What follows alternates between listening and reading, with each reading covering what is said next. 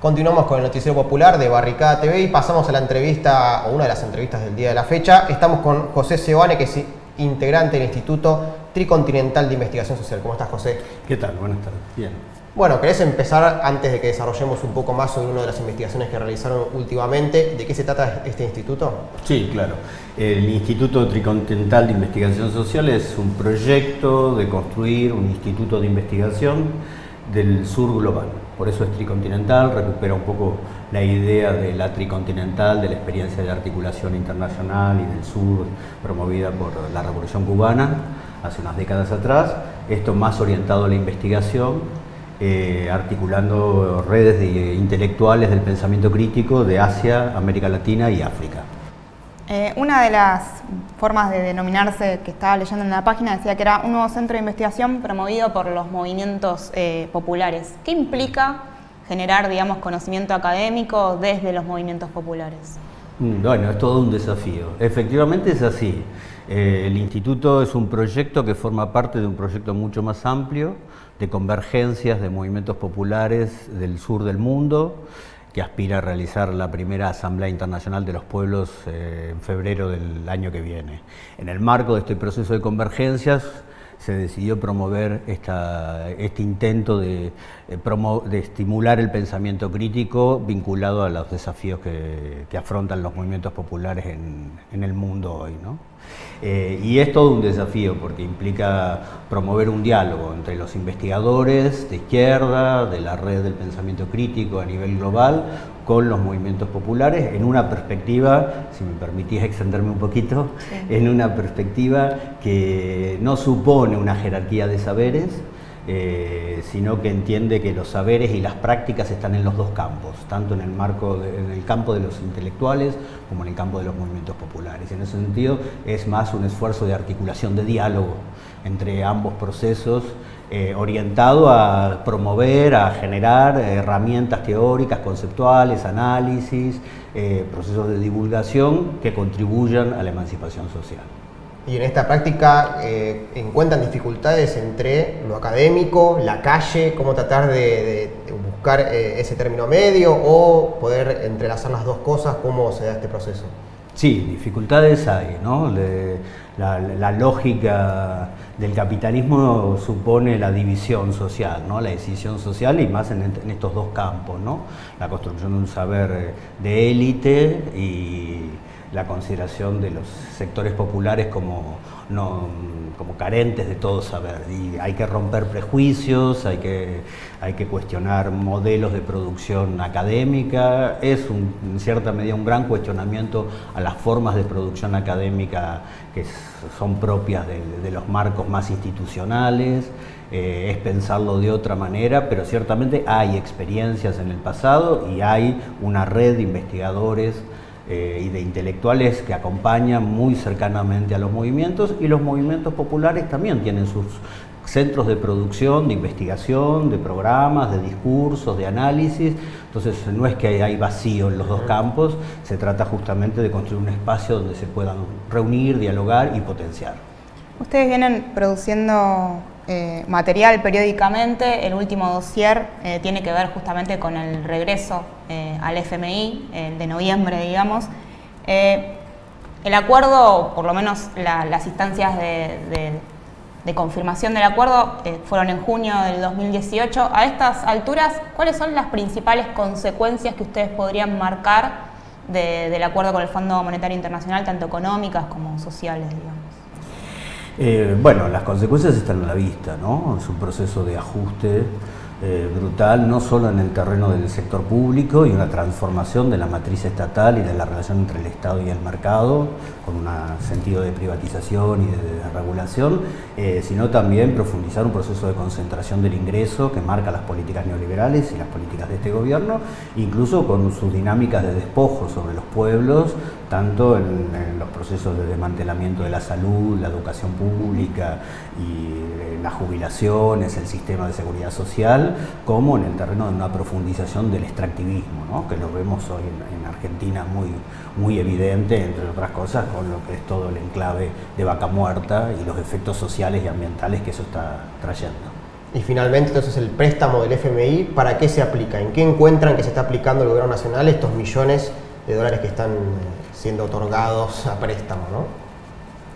Sí, bueno. Porque no están salvando ninguna deuda, digamos. No, pero ese es el tema que más o menos que trabaja, que sobre el que reflexiona el dossier. Yo traje aquí un dossier, uno ejemplar, que se puede descargar gratuitamente de la página del instituto, que es www.eltricontinental.org. Ahí están todas las producciones del instituto en formato libre. Este es el 9º dossier, o sea que ya llevamos, es una producción mensual. Recorrimos incluso varias experiencias latinoamericanas, la rebelión en Haití, la situación en Brasil con la prisión de Lula, la revolución bolivariana y las elecciones presidenciales de este año. Bueno, hay una serie de documentos y de artículos que pueden consultarse en la página. En particular, este dossier trabaja justamente sobre lo que vos me preguntás.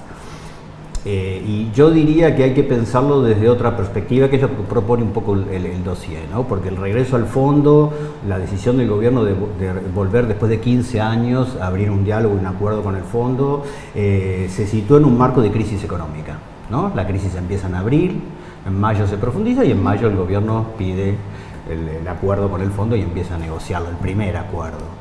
Y entonces hay que ver esta dinámica de crisis, que es lo que reflexiona el dossier, en sus diferentes dimensiones y en particular en esto que vos mencionás, que la crisis no es un problema para las políticas neoliberales. El neoliberalismo se caracteriza justamente por desplegarse en el marco de las crisis, por suponer crisis social, crisis económica, crisis política o crisis de la política, por este proceso de transferencia de ingresos y despojo, pero a su vez con una habilidad para usar las crisis a favor de la implementación de las políticas neoliberales. Y esto me parece que es lo que estamos viendo en estos meses de los dos acuerdos con el Fondo Monetario. La crisis no se superó, estamos en un proceso de recesión, todavía con alta inflación, con una perspectiva de recesión prolongada hasta entrado el año próximo. No es resolución de la crisis, sino es garantizar las condiciones del despojo y de la concentración del ingreso. ¿Cómo fueron analizando ustedes el rol, digamos, tanto de los movimientos sociales como del sector de trabajadores organizados frente a esta situación de crisis y del avance, digamos, del gobierno con el ajuste? Bueno, hay también en esta obra, que es una obra colectiva, yo estoy acá un poco en representación del instituto y de la labor colectiva que supuso la elaboración de este informe. Ahí se hace un análisis de los procesos de conflictividad social desplegados en el 2018, ¿no? Ustedes saben que los datos muestran que se incrementó notablemente la conflictividad social a lo largo del 2018 y sobre todo, además, hay un proceso de reorganización de los sujetos subalternos, del campo popular, digamos, con surgimiento de procesos de convergencia. Me parece que esto es muy interesante y más allá de que en el periodo largo no supuso la posibilidad de bloquear las políticas de ajuste, abre condiciones para pensar que la Argentina puede no repetir las experiencias del pasado y generar un proceso de alternativas a la imposición de esta ofensiva neoliberal que está presente en la Argentina, pero también a escala global y en nuestra América, ¿no?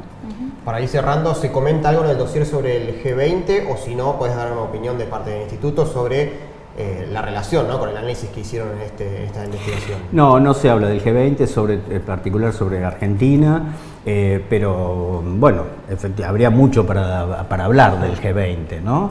Es muy particular el G20, el grupo de los 20, que reúne 19 países más la Unión Europea, que es eso, la reunión de presidentes que se hace ahora en Buenos Aires, surge como institución relativamente formal en 2008. O sea, surge en el marco del estallido de la crisis económica global.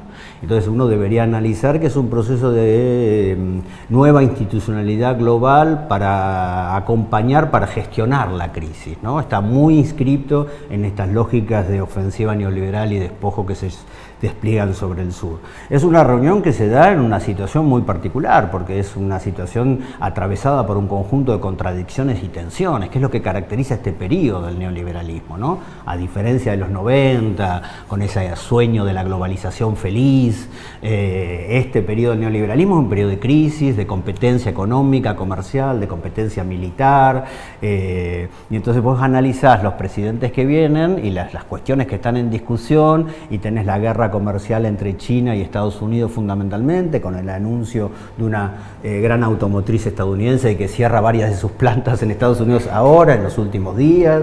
Tenés las tensiones tensiones entre Arabia Saudita y Turquía por el asesinato del periodista en Estambul, tenés las tensiones tenés el presidente de Francia que viene en el marco de una dinámica de conflictividad social muy significativa en Francia frente al aumento de los combustibles. O sea, es un G20 que no es el G20 de los consensos, sino es el G20 de este contexto de crisis y tensiones económicas y militares.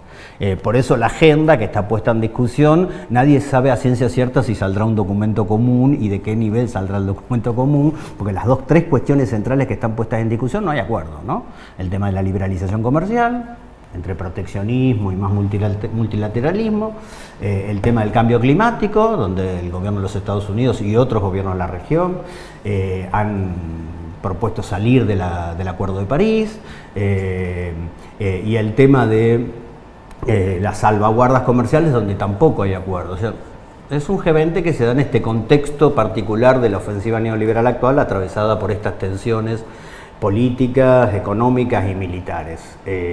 Me parece que en ese sentido, aún en el contexto de la ofensiva neoliberal que se descarga sobre los pueblos del sur del mundo, da cuenta de que esta particular oleada del neoliberalismo no es capaz de resolver ninguno de los problemas, sino que los incentiva y los profundiza.